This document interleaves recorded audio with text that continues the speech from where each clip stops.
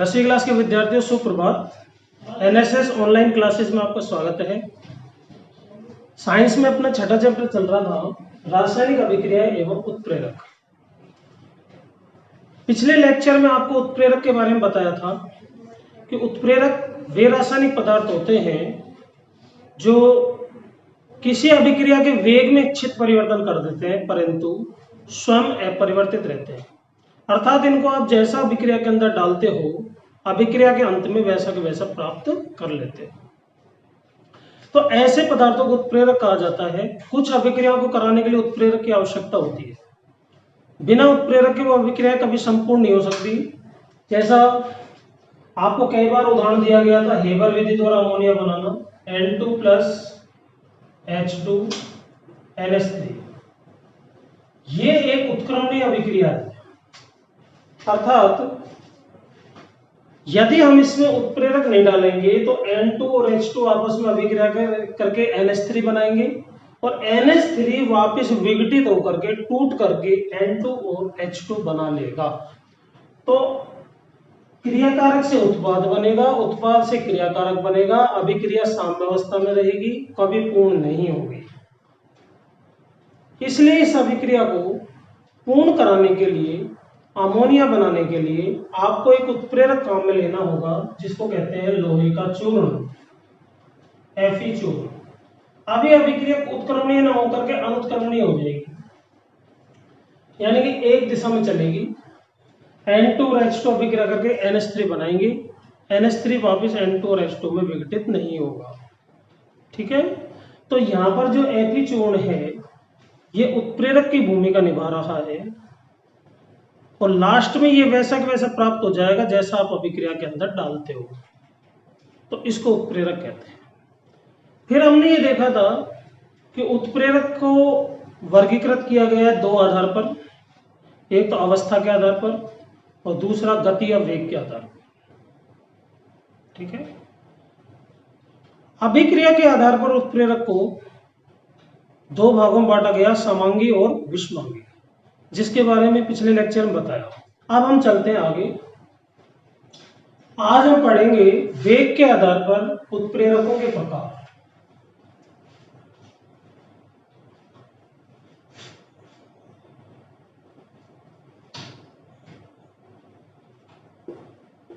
वेग के आधार पर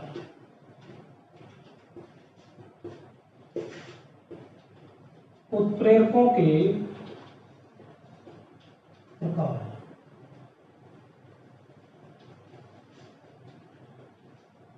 वेग के आधार पर जो उत्प्रेरक होते हैं चार प्रकार के होते हैं।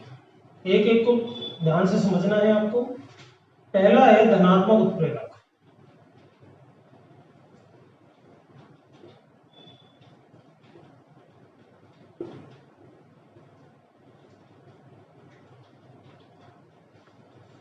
धनात्मक मतलब प्लस, प्लस मीन्स वृद्धि, ऋणात्मक मतलब माइनस, माइनस मतलब कमी, ये तो आप जानते ही हो। तो धनात्मक उत्प्रेरक क्या होते हैं? वे उत्प्रेरक होते हैं जो किसी रासायनिक अभिक्रिया के वेग में वृद्धि करते हैं, उनको धनात्मक उत्प्रेरक कहते हैं। तो परिभाषा क्या हुई? वे उत्प्रेरक जो अभिक्रिया के वेग में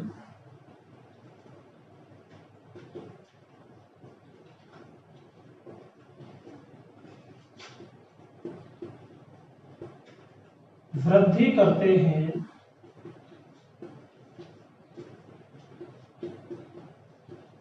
धनात्मक उत्प्रेरक कहलाते हैं। यानी कि ये अभिक्रिया के वेग में क्या करते हैं? वृद्धि करते हैं। ओके, अब इसका एग्जांपल देखते हैं। जैसा अभी हमने देखा था N2 + H2, लोहे का चूर्ण यहां पर उत्प्रेरक की भूमिका निभाएगा और ये बनेगा NH3। SO2 + O2, ये हमने समांगी उत्प्रेरण पढ़ा था, क्या बनेगा? सल्फर ट्राई ऑक्साइड SO2 मतलब सल्फर डाइऑक्साइड, O2 मतलब ऑक्सीजन, और SO3 बनेगा सल्फर ट्राईऑक्साइड। यहाँ पर जो उत्प्रेरक काम में लिया जाएगा NO लिया जाएगा, नाइट्रोजन मोनोऑक्साइड। तो यहाँ पर इन दोनों अभिक्रियाओं के अंदर यहाँ Fe चूर्ण और यहाँ NO, ये दोनों कौन से उत्प्रेरक है? धनात्मक उत्प्रेरक, क्योंकि ये भी अभिक्रिया के वेग में वृद्धि करता है, ये भी अभिक्रिया के वेग में वृद्धि करता है। ठीक है, तो ऐसा उत्प्रेरक जो रासायनिक अभिक्रिया के वेग में वृद्धि करता है उसको कहा जाता है धनात्मक उत्प्रेरक। ओके, ध्यान से देखें, समझें। दूसरा उत्प्रेरक है ऋणात्मक उत्प्रेरक।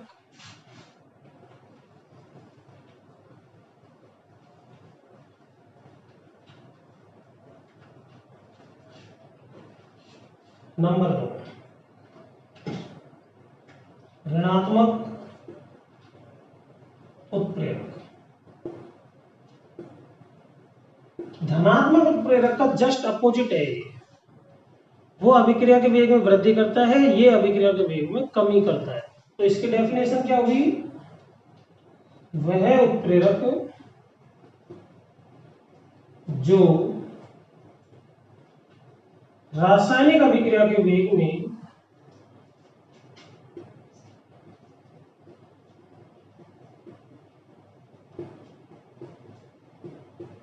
कमी करता है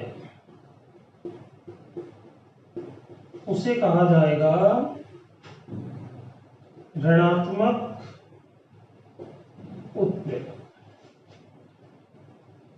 ठीक है, जस्ट उल्टा करना है धनात्मक का। ठीक है, तो वह उत्प्रेरक जो अभिक्रिया के वेग में क्या करता है? कमी करने वाला उत्प्रेरक कहलाएगा ऋणात्मक उत्प्रेरक। इसका एग्जांपल देखते हैं हम, जैसे हाइड्रोजन पेरोक्साइड। हाइड्रोजन पेरोक्साइड का फॉर्मूला H2O2। ग्लिसरॉल की उपस्थिति में विघटित होकर के क्या बनाएगा? H2O plus O2। पहले से संतुलित करें, H2 बराबर O और O3, मतलब O और O2, O3 बन गया और यहाँ O2 है, तो यहाँ पे आपको क्या लगाना पड़ेगा? 2। 4 बनाने के लिए यहाँ पे भी 2 लगा दो, 2 दूनी 4, हाइड्रोजन हो गया, दो ऑक्सीजन यहाँ पर, 2 ऑक्सीजन यहाँ पर, ये भी 4 हो गए, तो ये संतुलित समीकरण हो गई। यहाँ पर ये जो ग्लिसरॉल है, ग्लिसरॉल अभिक्रिया के वेग में क्या कर रहा है? कमी कर रहा है। तो इस उत्प्रेरक को कहा जाएगा कौन सा? ऋणात्मक उत्प्रेरक। अर्थात ग्लिसरॉल यहाँ पर ऋणात्मक उत्प्रेरक की भूमिका में है। ठीक है, तो वह उत्प्रेरक जो अभिक्रिया के वेग में कमी करता है उसको कहा जाता है ऋणात्मक उत्प्रेरक। ये एग्जाम्पल इसमें याद रखना है। एक एग्जाम्पल और भी दिया जा सकता है एथेनॉल का, अलग से क्वेश्चन भी आता है कि क्लोरोफॉर्म जो होता है, क्लोरोफॉर्म को जब भी लैब के अंदर रखा जाता है तो उसमें थोड़ा सा एथिल एल्कोहल मिला दिया जाता है। अब प्रश्न कैसे आएगा बोर्ड में? क्लोरोफॉर्म में एथेनॉल मिलाकर क्यों रखा जाता है? रीजन क्या है? क्लोरोफॉर्म जो होता है, क्लोरोफॉर्म का फॉर्मूला क्या होता है? CH Cl3। क्लोरोफॉर्म में अगर हम एथेनॉल नहीं मिलाएंगे तो ये वायु से क्रिया करके, किससे? वायु से हाइड्रोजन गैस बना लेता है प्लस हाइड्रोक्लोरिक अम्ल। अर्थात ये हाइड्रोजन गैस एक जहरीली गैस है, ये बना लेता है। तो क्लोरोफॉर्म हाइड्रोजन नहीं बनाए, इसके लिए इसमें मिला दिया जाता है उत्प्रेरक के रूप में C2H5OH, अर्थात एथेनॉल। एथेनॉल मिलाने से ये अभिक्रिया के वेग को क्या कर देगा? कम कर देगा। और कम कर देगा तो क्लोरोफॉर्म जो है वो हाइड्रोजन गैस में परिवर्तित नहीं होगा। तो यहाँ पर C2H5OH एक ऋणात्मक उत्प्रेरक की भूमिका निभा रहा है। ओके, तीसरा उत्प्रेरक है सतह उत्प्रेरक।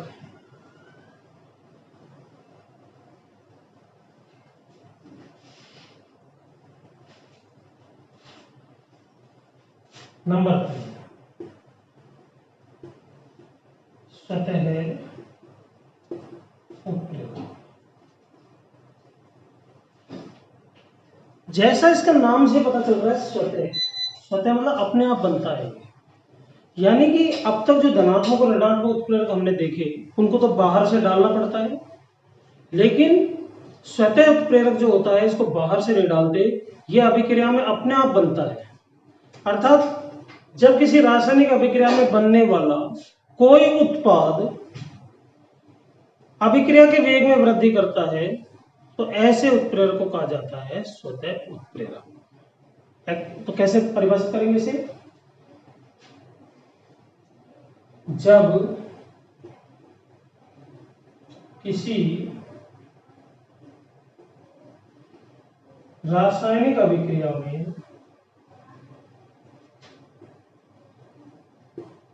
बना कोई उत्पाद, जब किसी रासायनिक अभिक्रिया में बना कोई उत्पाद अभिक्रिया के वेग में वृद्धि करता है तो उसे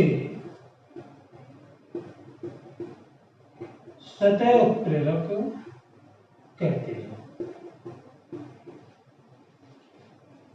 देखिए बच्चों, ये जो उत्प्रेरक होता है इसको अलग से नहीं डाला जाता अभिक्रिया में, ये अपने आप बनता है। अभिक्रिया में बनेगा और अभिक्रिया के वेग को परिवर्तित करेगा ये, इसलिए इसका नाम रखा गया स्वतः, अपने आप बनता है। जैसे इसका एक एग्जांपल याद रखना है, ethyl acetate CH3COO C2H5, C2H5 ethyl और CH3CO कौन सा समूह है? एसीटेट। ये 9th क्लास के अंदर जो धनात्मक और ऋणात्मक मैंने आपको टेबल बनवाई हुई है उनको ध्यान से देखेंगे, आसानी से आप फॉर्मूला बना पाएंगे।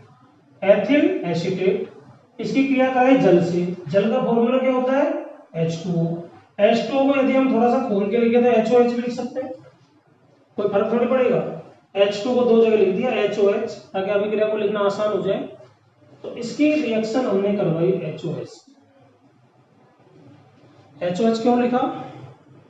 इसके पीछे रीजन ये है कि अभिक्रिया को लिखना आसान हो जाएगा। देखिए ये C2H5 जो है एथिल, ये OH से क्रिया करके बना लेगा एथिल एल्कोहल।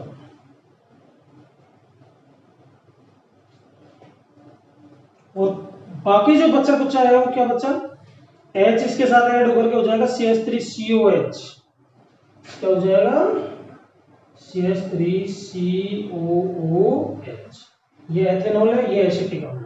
तो ये जो एसिटिक अम्ल है ये उत्प्रेरक की भूमिका निभाएगा। तो अपने आप बनाएंगे, इसलिए इसमें स्वतः शब्द लग जाएगा। दोबारा समझे, एथिल एसीटेट अभिक्रिया करवाई जल से, एथिल जो है वो OH से क्रिया करके बना लेगा एथेनॉल या एथिल अल्कोहल C2H5OH जो शराब के अंदर पाया जाता है। तो बचा CH3COOH। ये जो यौगिक बना एसिटिक अम्ल, ये अभिक्रिया के वेग में परिवर्तन करेगा, ठीक है, इसको कहा जाएगा स्वतः उत्प्रेरक। ठीक, तो ये हो गया तीसरे नंबर का स्वतः उत्प्रेरक।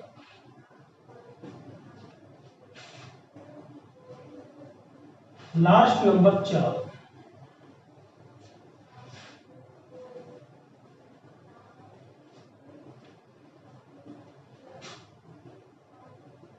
जैव उत्प्रेरक।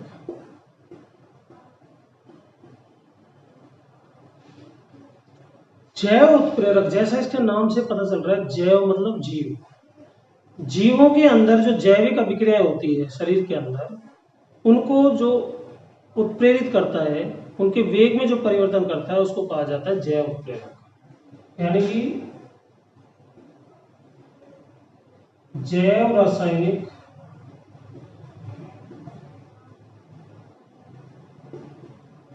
अभिक्रियाओं के वेग में परिवर्तन करने वाले जैव रासायनिक अभिक्रियाओं के वेग में परिवर्तन करने वाले पदार्थ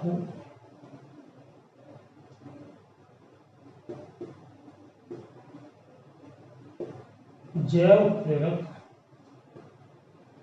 कहलाते हैं। जैसे बच्चों हमारी जीभ में लार, जो मुंह में लार बनती है ना, भोजन के पाचन में महत्वपूर्ण भूमिका निभाती है। लार में एक एंजाइम पाया जाता है टाइलिन। कौन सा एंजाइम? टाइलिन। टाइलिन एंजाइम क्या करता है?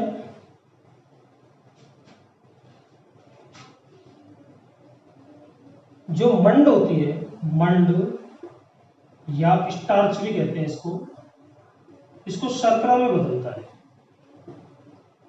हालांकि दोनों कार्बोहाइड्रेट के रूप है, परंतु मंड तो जटिल रूप है, शर्करा उसके अपेक्षा सरल रूप है। तो पाचन में यही होता है, जटिल अणुओं को किसमें बदला जाता है? सरलतम अणुओं में। और टाइलिन एंजाइम जो होता है वो मंड को शर्करा में यानी कि सरलतम अणुओं में चेंज कर देता है। तो यहाँ पर जो टाइलिन है, ये टाइलिन कहलाएगा कौन सा? जैव उत्प्रेरक। और भी एग्जांपल दिए जा सकते हैं, जैसे हमारे आमाशय के अंदर पेप्सिन एंजाइम पाया जाता है। पेप्सिन एंजाइम प्रोटीन को सरलतम अणु पेप्टोज में बदल देता है। पेप्टोज। तो पेप्सिन एंजाइम जो है वो भी कहलाएगा कौन सा? जैव। तो जैव रासायनिक अभिक्रियाओं के वेग में परिवर्तन करने वाले उत्प्रेरक कहलाते हैं जैव उत्प्रेरक। ओके, अब चलते हैं आगे।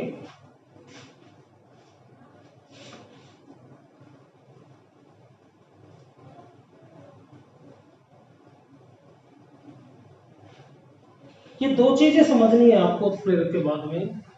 उत्प्रेरक वर्धक और उत्प्रेरक विष क्या होते हैं, ठीक है? देखिए, उत्प्रेरक वर्धक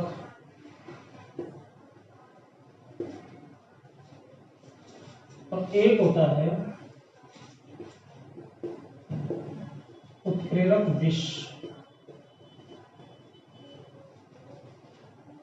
वर्धक मीन्स बढ़ाना, यानी कि उत्प्रेरक की क्रियाशीलता को बढ़ाना। वे पदार्थ जो उत्प्रेरक की क्रियाशीलता में वृद्धि करते हैं उन्हें कहा जाता है उत्प्रेरक वर्धक। यानी कि अभिक्रिया के वेग में क्या करते हैं? उत्प्रेरक की क्रियाशीलता में क्या करते हैं? वृद्धि। तो इनको उत्प्रेरक वर्धक कहा जाता है। जैसे N2+H2, लोहे का चूर्ण तो हम डालते ही है, इसमें यदि थोड़ी मात्रा में मोलिब्डेनम डालते हैं, MO किसका संकेत है? मोलिब्डेनम।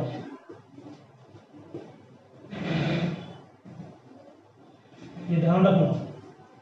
तो अगर लोहे के चूरे के साथ थोड़ा सा मोलिब्डेनम डाल दिया जाए तो मोलिब्डेनम इस उत्प्रेरक की क्रियाशीलता में वृद्धि करेगा, जिससे ये उत्प्रेरक ज्यादा क्रियाशील होकर के अभिक्रिया के वेग को ज्यादा बढ़ाएगा और ज्यादा मात्रा में NH3 बनेगा। तो यहाँ पर जो MO है वो किसकी भूमिका निभा रहा है? उत्प्रेरक वर्धक की भूमिका। ठीक है? इसका जस्ट अपोजिट होता है उत्प्रेरक विष। वे पदार्थ जो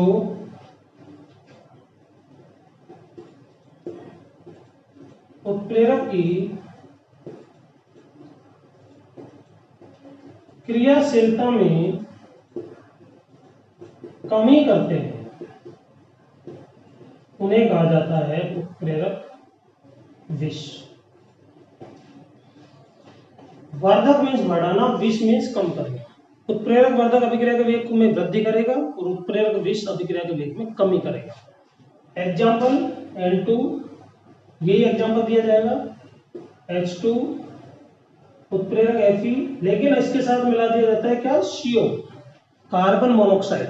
तो कार्बन मोनोऑक्साइड इस उत्प्रेरक की क्रियाशीलता को क्या कर देगा, कम, जिससे अभिक्रिया धीमी गति से चलेगी, बनेगा वही NH3।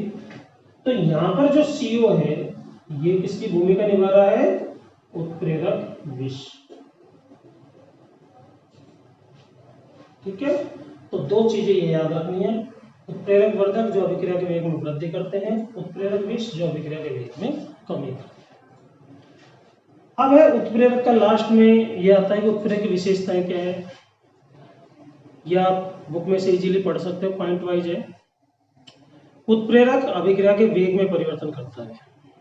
ठीक है, उत्प्रेरक की क्रिया विशिष्ट होती है, यानी कि हर अभिक्रिया के लिए अलग अलग उत्प्रेरक की आवश्यकता होती है। उत्प्रेरक अभिक्रिया के वेग को प्रारंभ नहीं कर सकता, केवल उसके वेग में परिवर्तन करता है। ठीक है, ये इसकी कुछ क्या है, विशेषताएं हैं। इसी के साथ ये जो चैप्टर है रासायनिक अभिक्रिया उत्प्रेरक, ये समाप्त होता है। कल इसका आपको होमवर्क दिया जाएगा, आज इसके जितने वीडियोज हैं उनको आप देख लें, समझ लें। ठीक है, थैंक यू वेरी मच।